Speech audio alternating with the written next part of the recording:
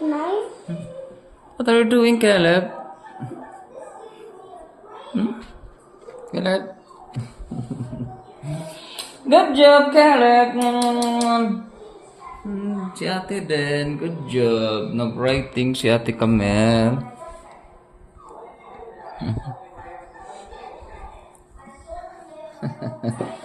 Nag-aaral magsulat si Caleb. Caleb?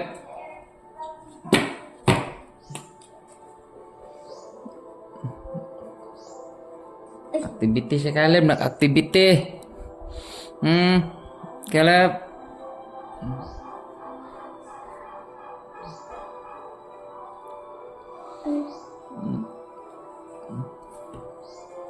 Saan mo na, love? Monkey? Drawing monkey si Caleb? Hatag na lang akong boto pa. Okay. So, nalagyan yun. You finish your homework? Oh. Yeah. No, Papa! Nawa! Sige lang, good. Hindi ko haangkin. Kuha ng mountain, mag-buy ka og.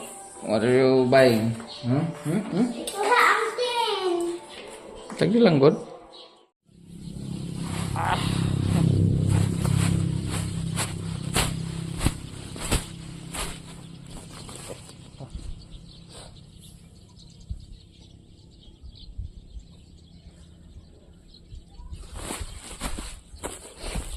Buk. Mat na ako. Sigurado. Ano na naman ako nito.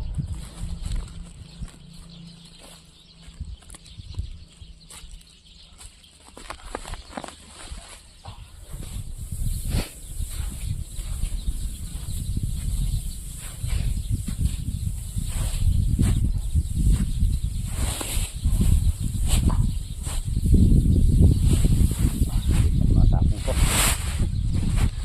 Puno.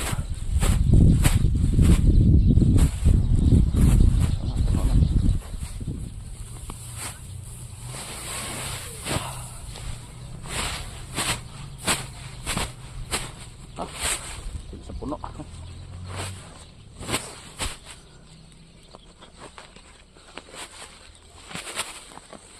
Puno. Hirap ng isara.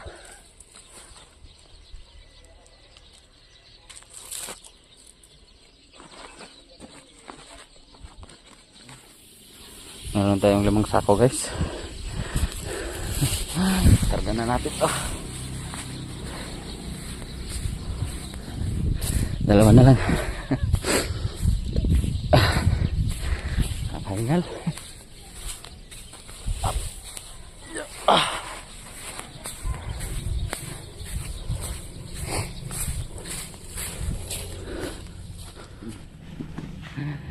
Yun, guys, dito na tayo. Nakot ko na yung mga ano natin, ipa ng palay. Ayan. Yung 5 sako. Check na natin.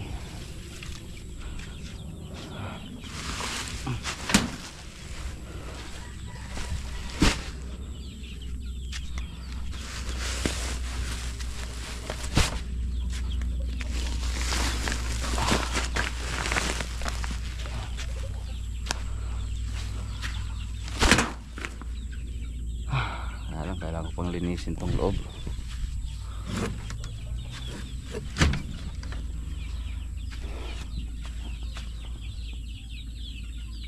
Sapaw lang kaya natin. Kailangan muna natin tanggalin tong luma bago natin ano ng panibago. Dami na rin kasi mga ipot. Itong magandang ilagay sa ano, guys, garden. Itong pinaglinisan nito. Ganda na to sa garden kasi nga marami ng ipot. Ganda na, pwede na itong gawing ano, pangpataba. Sigurado mataba talaga yung ano nito, palay. Nilagay ito sa garden. Yun o. Nakakatuwang pagmasdan yung mga alaga nating sisiw. Malalaki na. Bilis ng tumakbo. Unahin ko na lang muna siguro yung ano doon, yung sisiw natin dun sa likod. Lagyan ko na ano yung yung box. Lagyan natin ng ipa.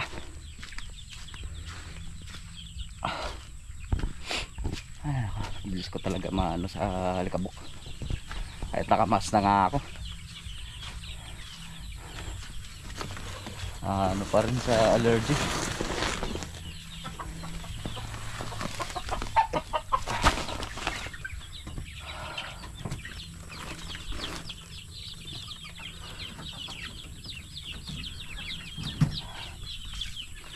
Lagyan natin. Nahirapan akong huminga dito sa mas.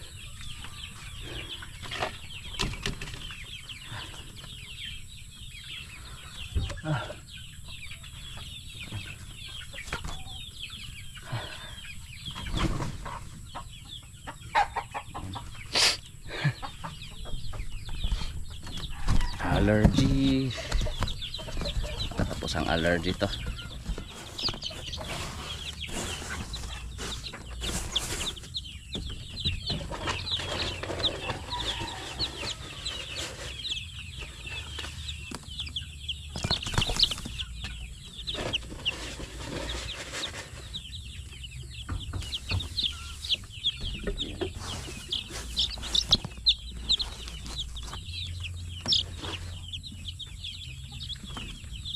Ayos. Ayos yung ano nila dito. Ayan. Ayan.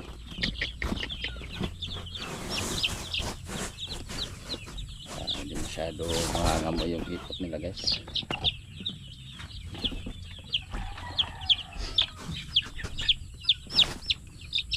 Ito sa dulo.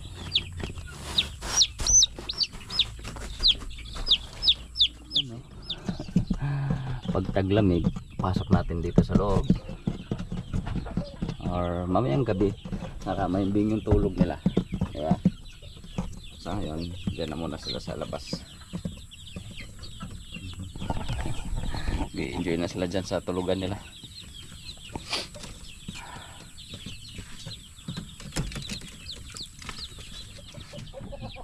Sarap na ng tulog nila dito.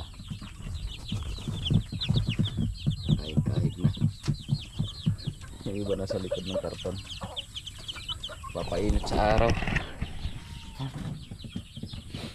Yan. Yan. Ligo na muna ako, guys. Ang kate. Atake na naman yung allergy ko.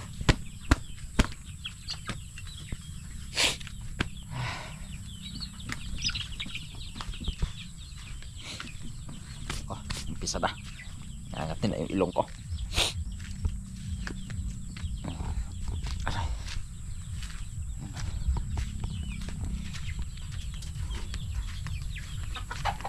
Itong iba, bukas ko na lang ko ano yun, guys. Bukas ko na lang yan ipasok sa ano. Kasi lilinisin ko muna yung loob. Tanggalin ko muna yung mga lumang ipa dun para mapalitan natin ng panibago. Pero ano muna natin yan, pasok sa sako para magamit natin sa garden. Hindi naman sayang, di ba? Tingnan natin.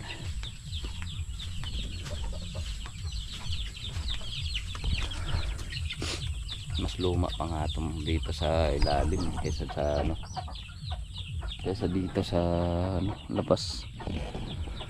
Itong marami na talagang ipot. Mahirapan tayong tanggalin itong nasa ilalim kasi kailangan pa nating suungin. Ano rin talaga, marumi na, marami na rin talagang ipot. Kailangan na rin linisan. para iwas sakit sa mga alaga natin. Kahigin ko na lang to bukas, pasok sa sako,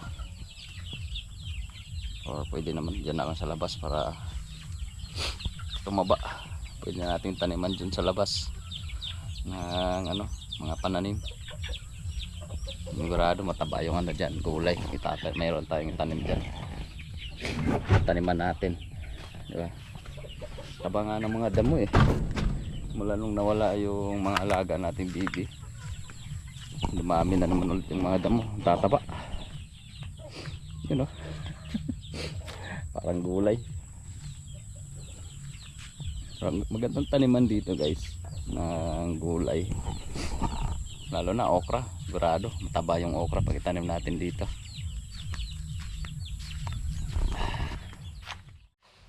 Hey guys, ito tayo ng hapunan. Ito ako ng diplok. Meron pa naman tayo. Umutan ko palang patay yung pansit.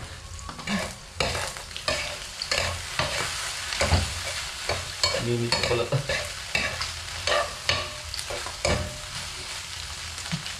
Kalimutan ko patayin na.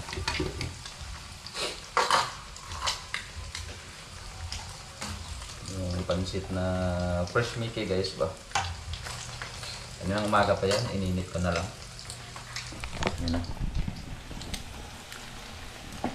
Dilim. Lagyan ko ng hipon. Nakalimutan patay. Bitlog para sa mga bata.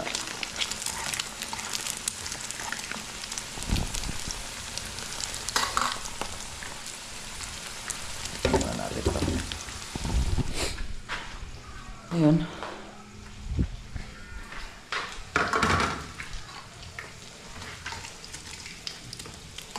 Rarating na kasi ni Kuya galing sa eskwela guys,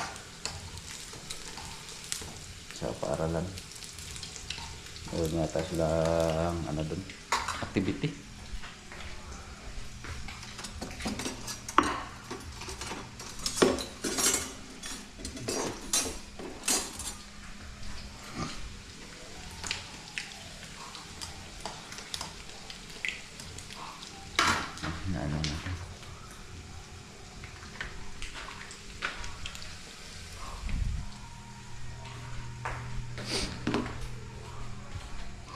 Yan na kuya.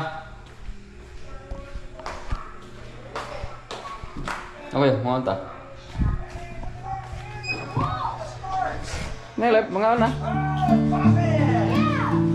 Mga ano ta Kaleb? Gutom na si Kaleb? Naman? Kurt. Yan na mga ano ta. Yarok pa sa ano niya. Okay, it's over here now. Okay, here's the tank. Wow, anong bahay. Dena. Pusa niya rin ito. Kamel. Mga ata. Mga ata ta. Mga kakao? Pagkao na ka na na yun dahil?